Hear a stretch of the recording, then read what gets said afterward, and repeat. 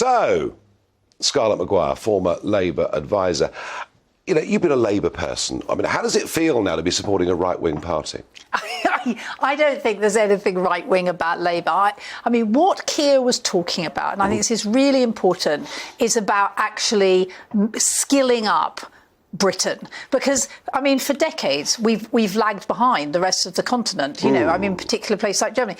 It is an absolute disgrace that we don't train enough doctors, that we cap the medical schools so that we don't train enough doctors. So what do?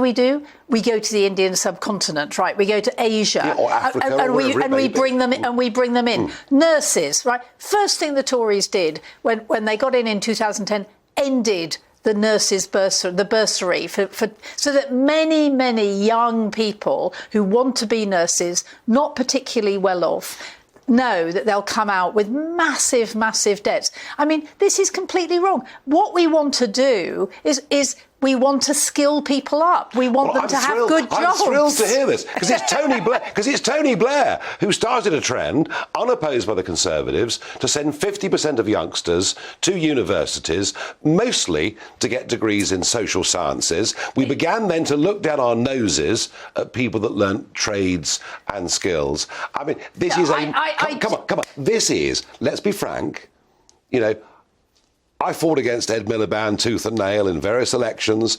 The Labour Party was all for an open door. Under Jeremy Corbyn, we were all citizens of the world. This is a big change in Labour policy. No, I mean, actually, it's not. Really? I think this is a myth about this open door policy. I mean, I remember trying to get people when I was a trustee at Oxfam, and I said we need to have people working in Oxfam who actually come from Africa, so they know what they're talking about. You could not get them in, and that was when Labour was in charge. It just has never ever happened, this open door policy, right? Have you seen what's happened to the British population since 2000? It's risen by nearly 10 million. And 85% of that is due to immigration. These are fundamental changes to British society, to our access to GP services, to the ability of youngsters to get houses, and albeit, let's not blame immigration. Let's not blame the numbers. No, let's not. Really? What are these people? So, what do people who come to this country do? They go into public services. They are doctors. They are nurses. They are. I mean, you know, you try going to a hospital, right? And I've spent a lot of time this year. I mean, the odds are you're gonna come across somebody who is really well trained and not from Britain.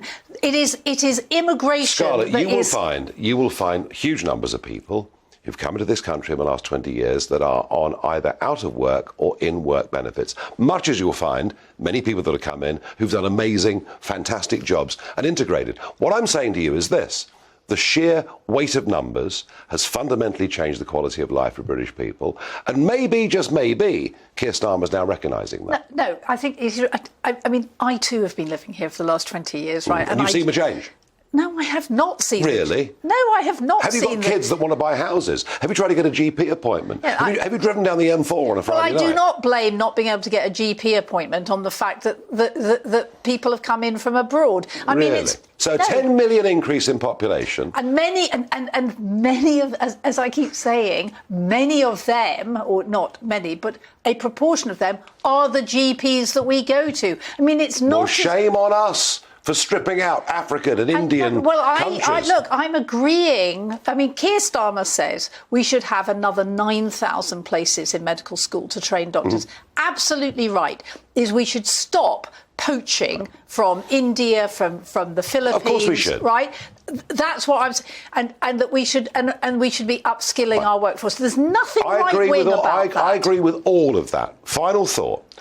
As the next election comes in a couple of years' time, or whenever it may be, is the Labour Party going to be the one that's going to control our borders in the perception of the minds of the public more than the Conservatives? Well, yes, because I mean, you talk about migrants, you talk about people coming over in the boats.